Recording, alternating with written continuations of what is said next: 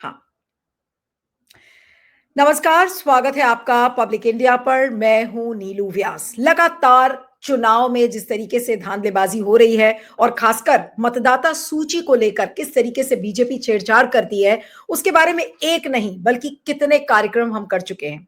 और अब लेटेस्ट जो आरोप लग रहा है वो ममता बनर्जी द्वारा लगाया जा रहा है चुनाव आयोग पर कि किस तरीके से वोटर लिस्ट को फेक वोटर लिस्ट में तब्दील किया जा रहा है। यानी कि एक ऐसे राज्य में, वो अपने पश्चिम बंगाल की बात कर रही हैं, कि फेक वोटर्स को बाहर से लाकर जो बंगाल के लोग हैं उससे रिप्लेस करके और जो नकली वोटर्स हैं उनसे उनको रिप्लेस किया जा रहा है। अब आइए आपको एक ट्वीट दिखाते हैं तमल साहा का, और उस ट्वीट में आपको ये क्लियर हो जाएगा कि किस तरीके से ममता बनर्जी ने क्यों ये बात कही। अब तमल साहा का जो ये ट्वीट है, Mamata Banerjee makes big charge, claims BJP has set an agency named Association for Billion Minds, यानी कि Association for Billion Minds, एक ऐसी एजेंसी को हायर किया है बीजेपी ने।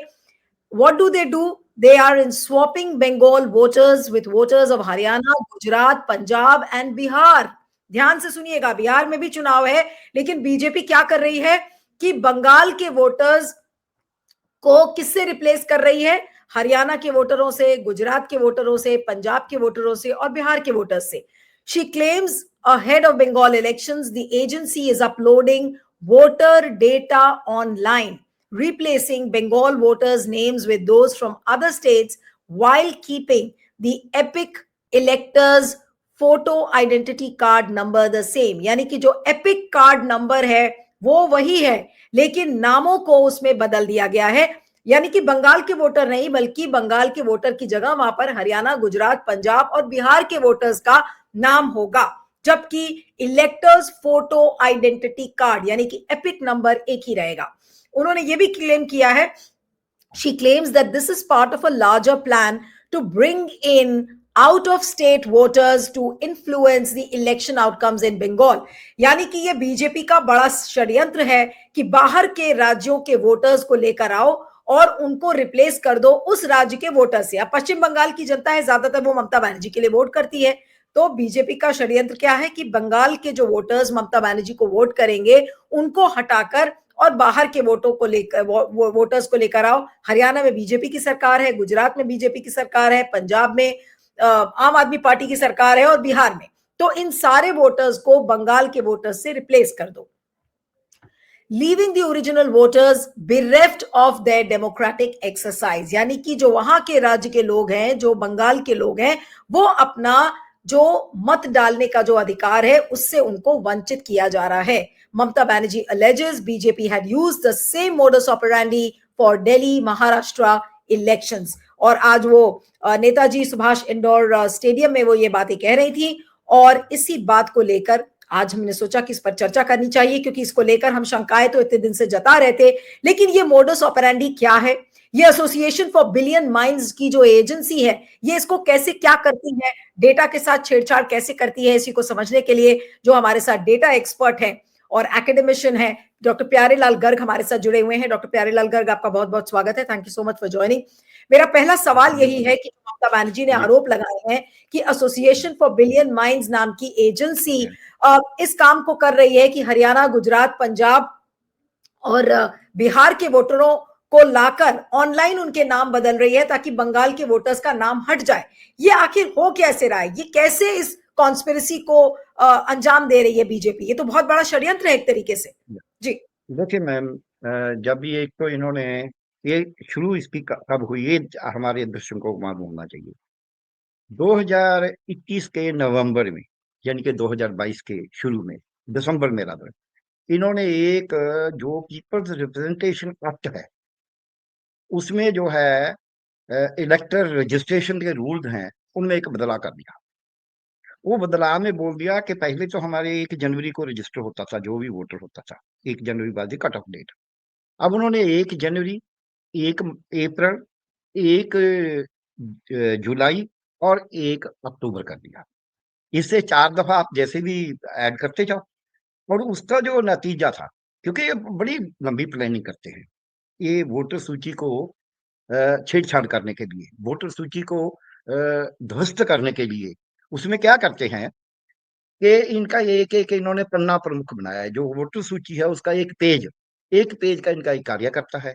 वो उसी गली में उसी मोहल्ले में रहता है।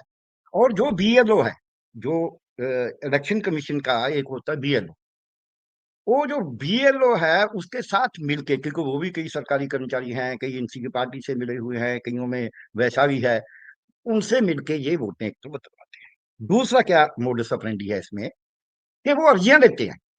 जैसे आपका वोट मैंने कटवाना है, मेरे से एक अर्जी लेंगे 7 नंबर फॉर्म में कि जी आप अर्जी दे दो कि इनका वोट तो चले गए। पहले उसमें जो इलेक्शन रूल में लिखा है, जब मैंने आपका वोट कटवाना है तो मेरे को एफिडेविट देना होगा, दूसरा अपना पूरा एड्रेस देना होगा।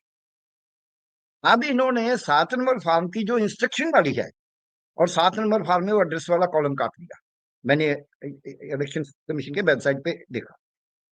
दूसरा उसकी इंस्ट्रक्शन में लिख दिया कि एड्रेस की तो जरूरत ही नहीं है। अब एक की बजाय कितने मैं हजारों के वोट कटवा सकता हूँ कि जी सबकी गलत है। ऐसी अर्जियां देते हैं, हालांकि एक तो ऐसा नहीं करता। नहीं इसके तो ये बाद ऐसा भी सारा कुछ ऑनलाइन हो रहा है ना, वोटर तो सब नहीं कुछ आ रहा है, ऑनलाइन सारा कुछ। मैं बता रहा हूँ ऑनलाइन के लिए जो कुछ हो रहा है ना। एक हम्म। अर्जी दे दी, ऑनलाइन डाल दी, उसको ऑनलाइन काट दो। जब आपने चेक नहीं करना, मैं आपको यही प्रोसीजर बता रहा हूँ। लोगों को थोड़ा कंफ्यूजन होता है कि जी ऑनलाइन तो सब कुछ ठीक होता है। ऑनलाइन हम्म। तो तब ठीक होगा ना जब वहां डाटा ठीक होगा। मैंने एक अर्जी डाल दी आपका नाम कटवाने के लिए, आपके पूरे मोहल्ले का कटवाने के लिए, ऑनलाइन डाल हम्म। दी। मेरी कोई जिम्मेवारी नहीं, वो काट देंगे, मिले हुए हैं मेरे साथ। ये जो एजेंसी का जो आप बात कर रहे हैं, यही तो काम करते हैं। ये एजेंसी इन्होंने पूरा नाम लिया है। आपने बोला association of brilliant minds and company India 360। तो ये यही काम करती है कि आप अर्जियां दे दो, ऐसे कर दो। दिल्ली में तो अब एक्सपोज भी किया था आप पार्टी ने, केजरीवाल ने तो दिखाया भी था लोगों को। लेकिन जब मैंने वोटों का एनालिसिस किया दिल्ली का, तो और भी घपला बड़ा सामने आया। अब वो नाम काटते हैं। दूसरा, उसमें प्रिंसिपल कोई नहीं देखना, क्योंकि मैं मिला हुआ हूँ। ऑनलाइन डाल दिया, केयर ऑफ बीजेपी ऑफिस डाल दिया, कोई फर्क नहीं पड़ता।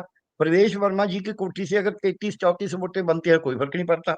और एक गांव में 1100 वोटें एक घर से बन जाती है, तो कोई।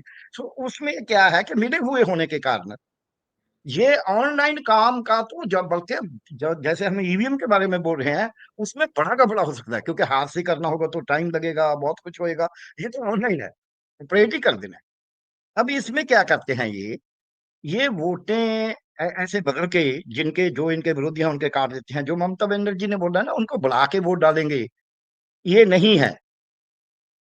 वो वोट उनको बुलाएंगे नहीं है, वो तो ऐसे प्रचार के लिए बुलाएंगे, दिखावे के लिए। वो तो ईवीएम में खेल करेंगे। जितना भी खेल हो रहा है ईवीएम में, कितने परसेंट वोट बढ़ गया, रात को बढ़ गया, वो यही वोटें होती हैं जो इन्होंने झूठी बनाई होती हैं। वो पाने डालने तो कोई आया नहीं है, तो उसकी उतनी वोटें इनको मालूम होता है, इनके हर पन्ना प्रमुख को कि कितनी वोटें हैं, किस बूथ पे कितनी हैं, वो सब ऐसे करते हैं। पूरा इनका जो इलेक्शन कमीशन है, ये कहने को मेरे को कोई झिझक नहीं है कि इलेक्शन कमीशन इनकी मुट्ठी में है।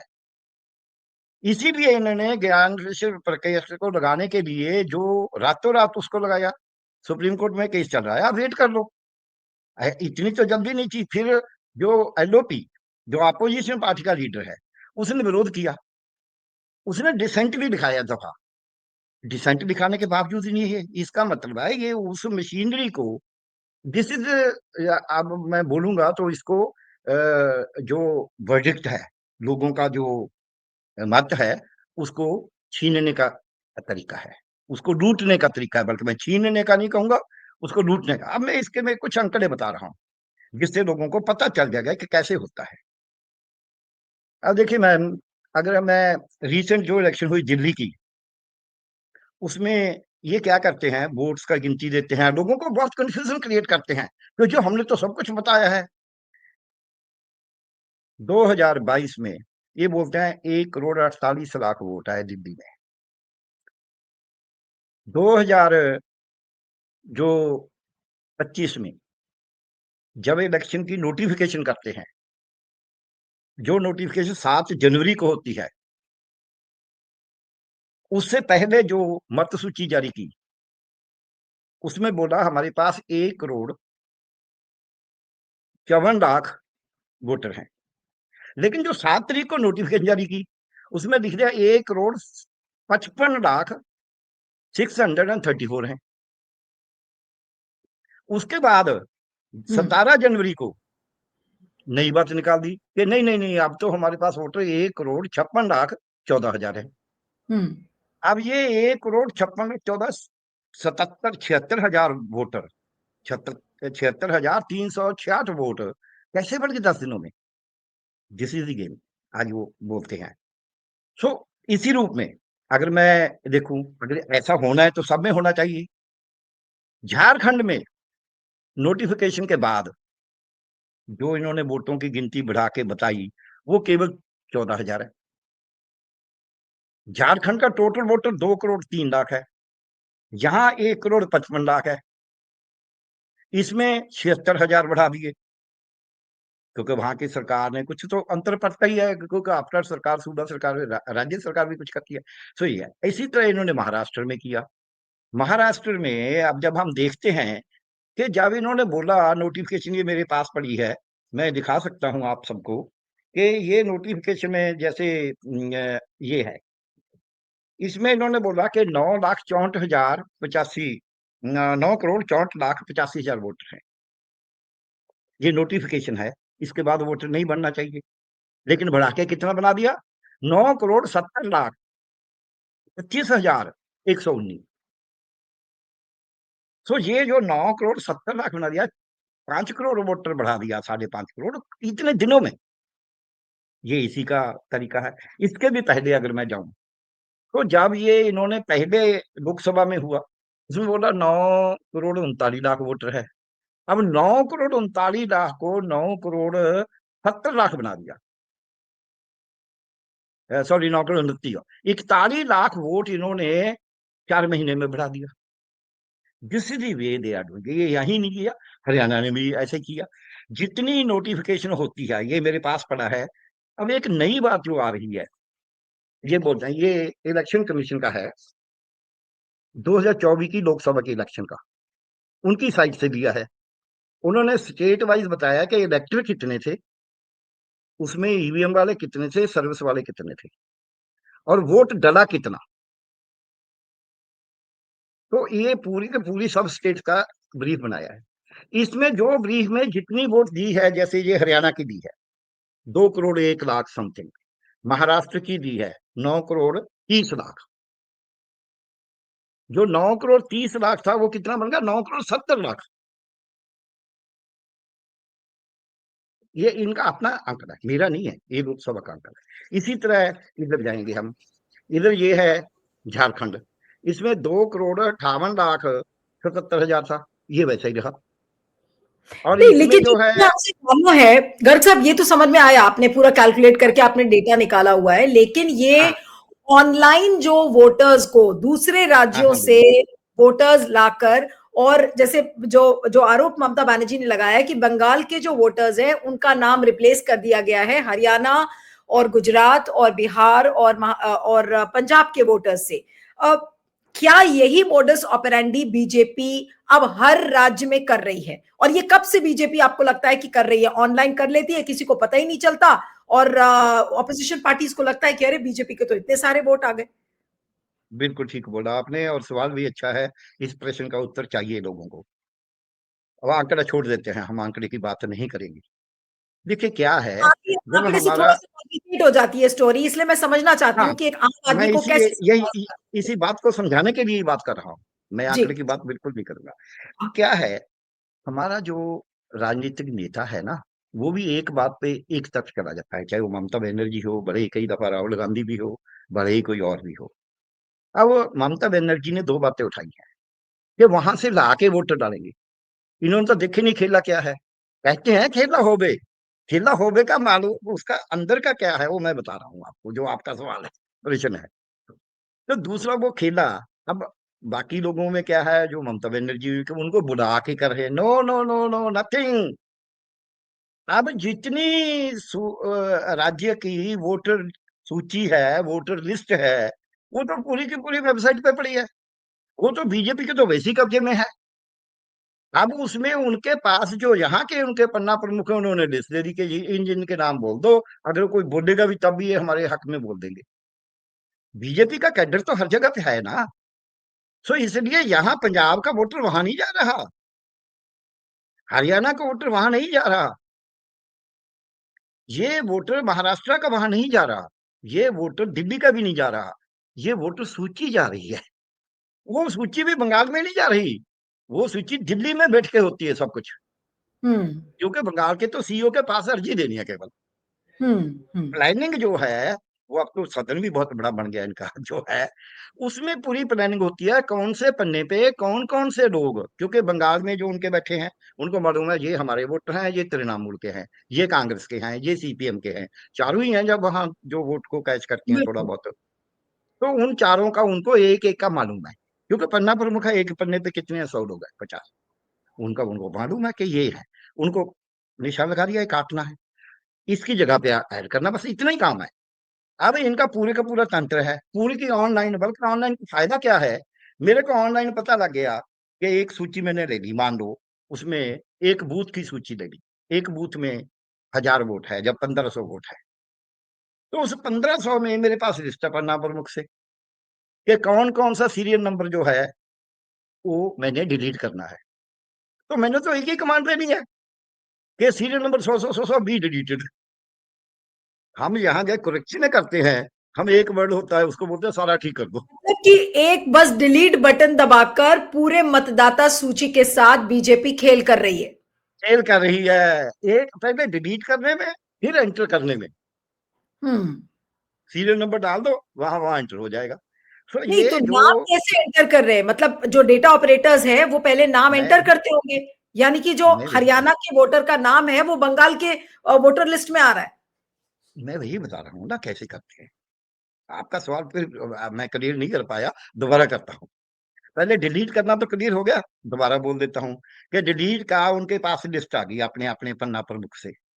छह बंगाल में करना है तो बंगाल के 24 परगना डिस्ट्रिक्ट, कोई भी डिस्ट्रिक्ट है, आप ले लो, मिदनापुर ले लो, कोई भी ले लो, ठीक है, तो कैलकाटा ले लो, वेस्ट कैलकाटा ले लो, कोई भी ले लो, उसकी उनके पास लिस्ट आ गई कि आप भाई ये काटने हैं, ठीक है, उनके हिसाब से ऐसे तो है नहीं कि सबको काट देंगे, कुछ तो रखेंगे भी, नहीं तो बहुत ज्यादा बड़ी गड़बड़ हो जाएगी।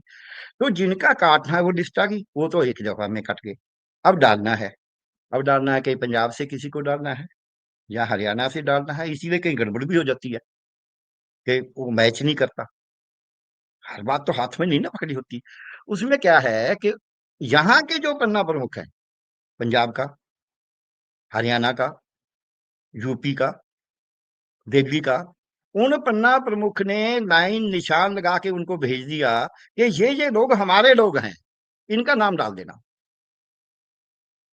ठीक हो गया, तो क्लियर हो गया कि जो आरएसएस के समर्थक हैं केवल उनका नाम डलेगा उसमें। अब नाम डालना है, अब वो नंबर तो वही रखना है, जो ईसीआई का नंबर है वो तो चेंज नहीं हो सकता, AXN जो जितना भी वोटर का नंबर है उसके अगेंस्ट वो नाम डालने हैं। तो बहुत बड़ा स्टाफ है भाई, ठीक है भाई, आप इस बूथ में, आप इस असेंबली कॉन्स्टिट्यूंसी में, हर एक असेंबली कॉन्स्टिट्यूंसी में 200 बूथ है एवरेज, तो 200 बूथ में डालना है। सो 200-300 बूथ में डालने के, जैसे महाराष्ट्र सबसे बड़ी स्टेट थी तो उसमें 1 लाख बूथ था, 97,000 की तरह।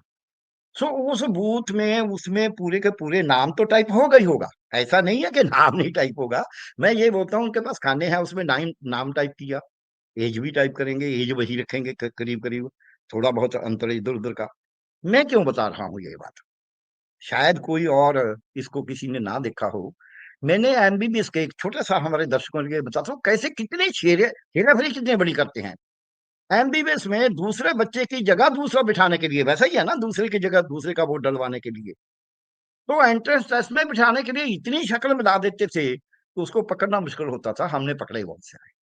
सो ये शक्ल, और यहाँ तो शक्ल की इतनी बात ही नहीं है क्योंकि उसने वोट तो डालने नहीं जाना, नाम लिखना है, उम्र लिखी हुई है, सेक्स लिखा हुआ है, जेंडर के मेल है फीमेल है थर्ड जेंडर है, तीन ही है ना, मेल फीमेल थर्ड जेंडर, तो ये तो लिखा हुआ है वहां, मेल फीमेल थर्ड जेंडर किसी ने चेक नहीं करना, एज किसी ने चेक नहीं करनी, केवल इसीलिए तो रौला पड़ा कि जी 16 साल के में भी बनाया प्यारा है, नाम केवल डालने हैं। अब नाम उनके पास पूरी सूची है, उसमें नाम टाइप हो जाएंगे, उसमें तो कोई दिक्कत ही नहीं है कि कहाँ कहाँ नाम टाइप करना है। सो जब वो नाम टाइप हो गए, सायब है कोतवाल तब डर काहेगा, जब इसी साथ में मिला हुआ है। उसने तो, अभी राजीव कुमार तो जब चाहते यही बोलता रहता था ना कि ईवीएम को दोष देते हैं, हारते खुद हैं। ये बताता नहीं कि हराता तो मैं ही हूँ शकनी पासा खेल के। शकनी पासा और क्या है, हमारे तो इतिहास में पड़ा है शकनी पासा। सो इसलिए नीलू जी, अब ये जो खेला कर रहे हैं, जो ममता बनर्जी ने बोला है खेला होबे, ममता जी को भी ये ध्यान रखना चाहिए कि लोग नहीं जहां से जाएंगे कहीं अपने लोगों को बोले इनको पकड़ो, इनको ढूंढो, इनको पीटो नहीं।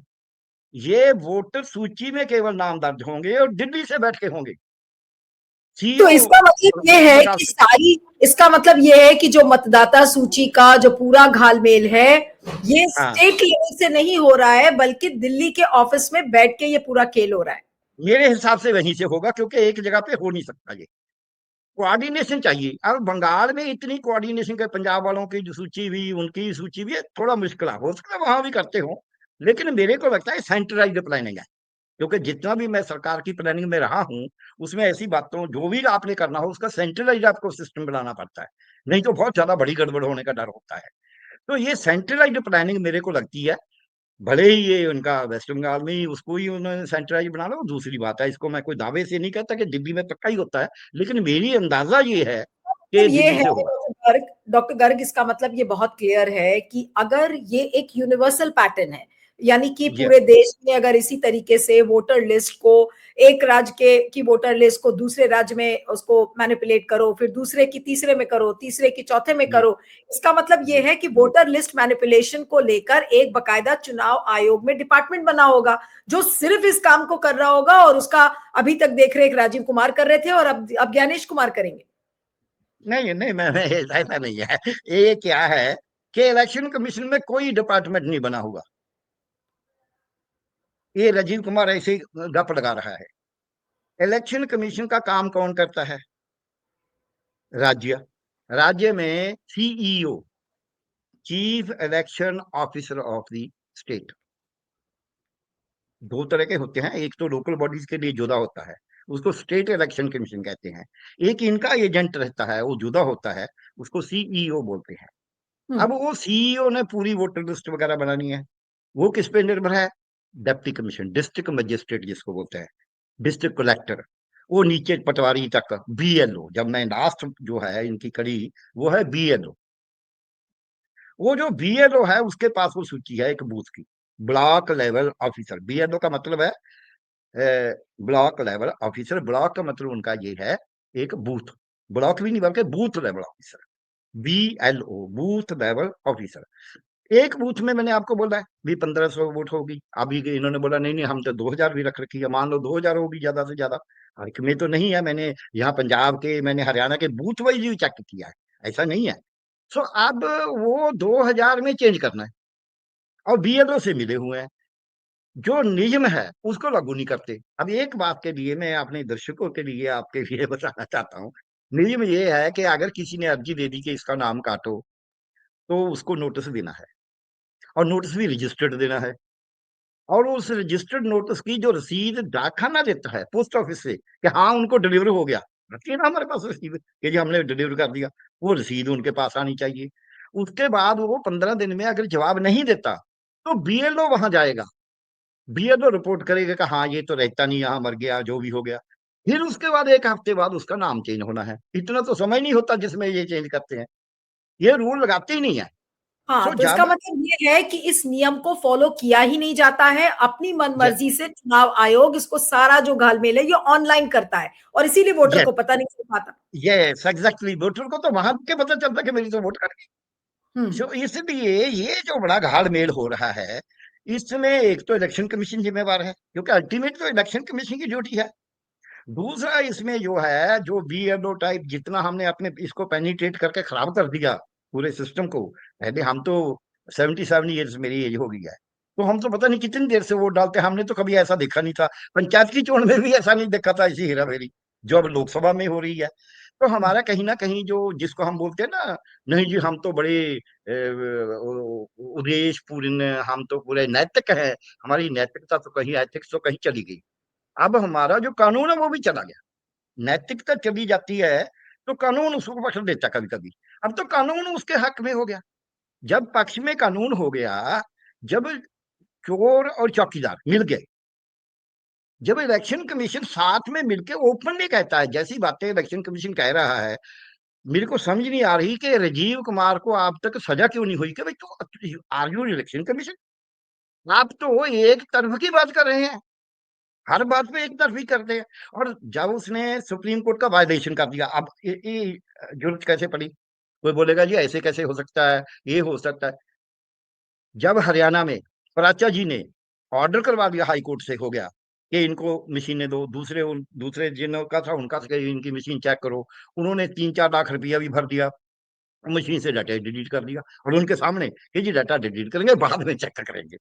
जब इलेक्शन कमीशन इस लेवल पे आ जाए कि जो सुप्रीम कोर्ट का माननीय का आदेश है उसको भी वो वायलेट करता है, कंटेम्प्ट करता है, उसका उसका हनन करता है, तो फिर हम किसको बोलेंगे? अब दो ही तरीके रह गए। एक, अभी भी मेरे को अभी भी कोर्ट में थोड़ा विश्वास है कि कोर्ट कुछ ना कुछ तो कर ही सकती है।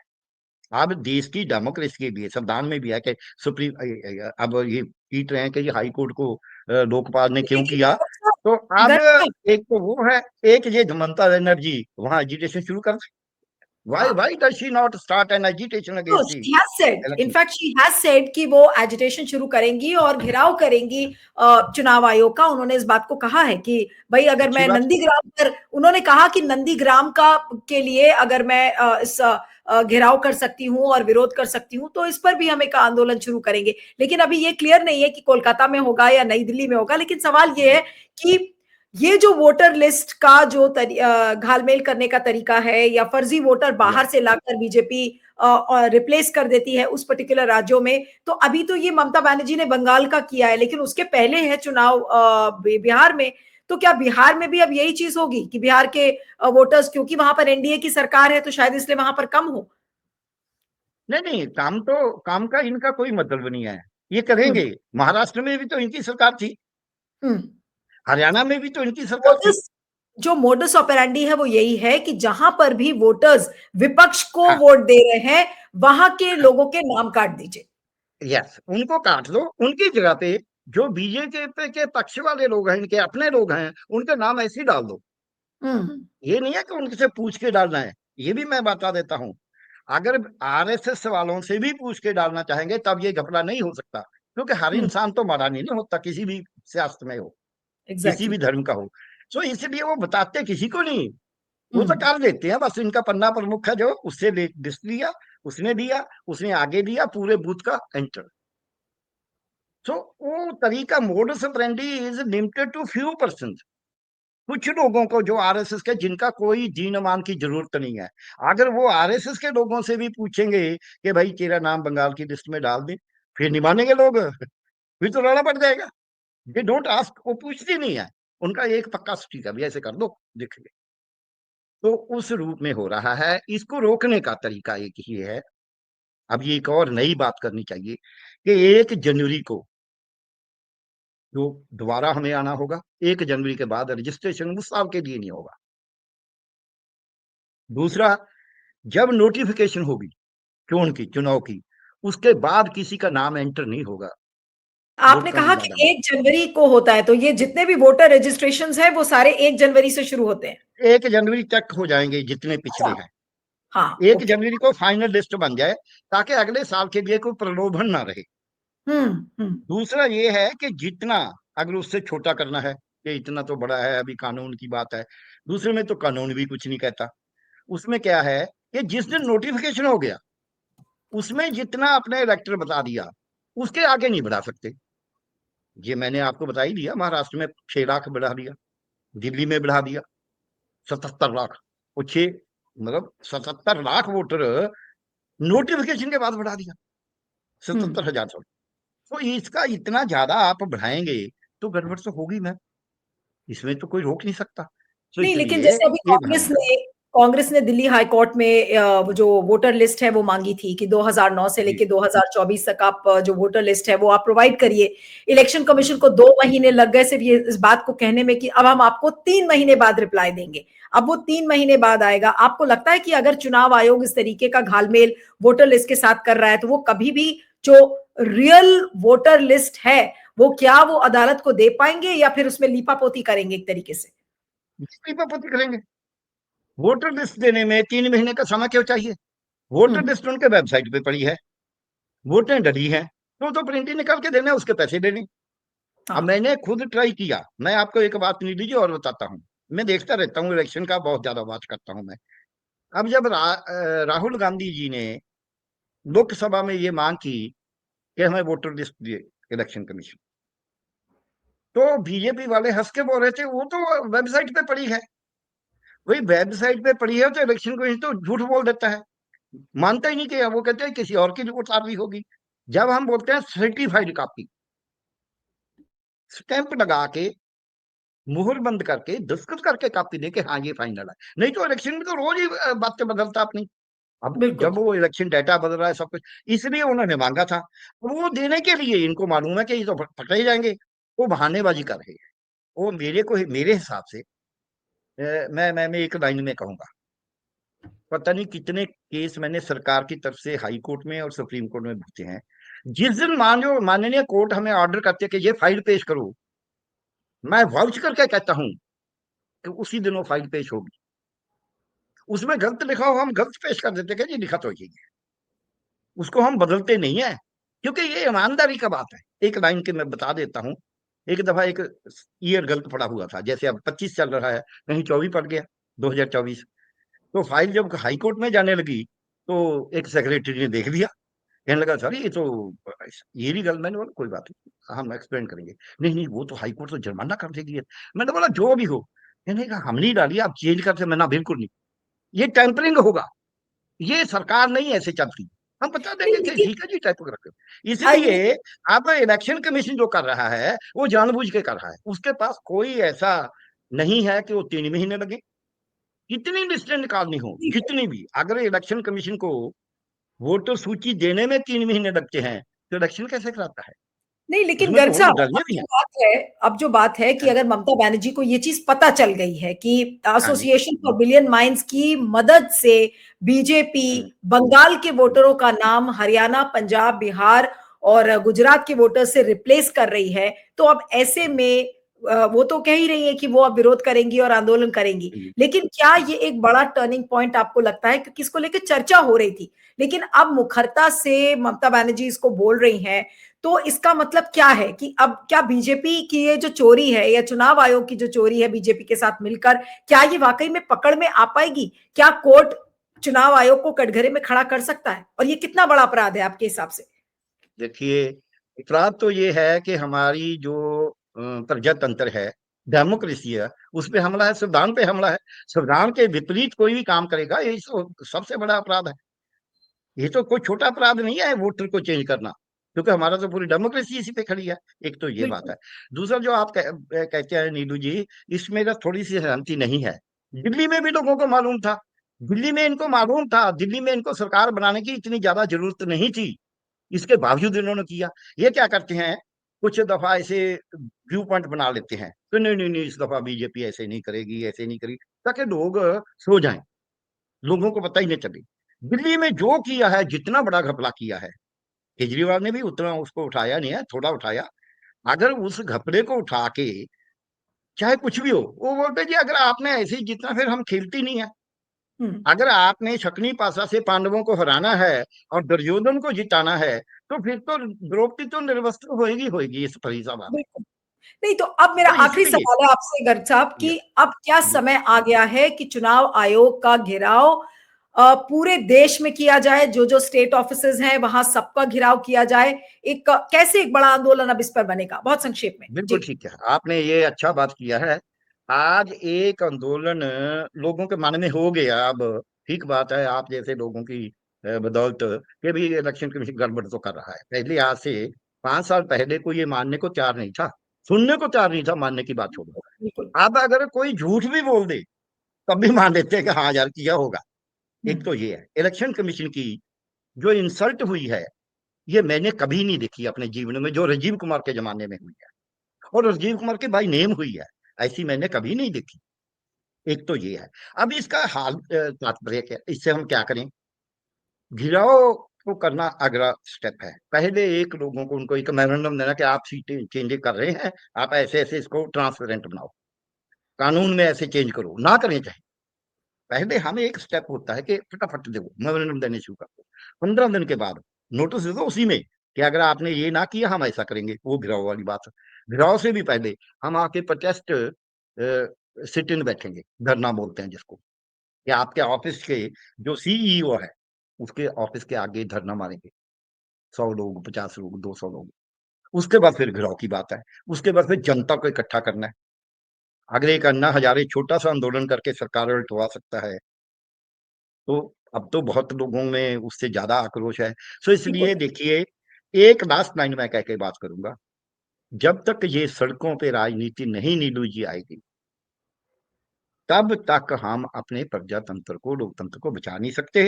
और उसको बचाने के लिए मैं आपकी तारीफ नहीं कर रहा, आप जैसे बहुत से पत्रकार हैं और आप भी उनमें शामिल हैं, जो पूरा जी जान से, आपको मालूम है कि क्या हो सकता है सरकार की तरफ से आपके साथ। हम्म। न्यूज के वालों से हुआ ही था ना।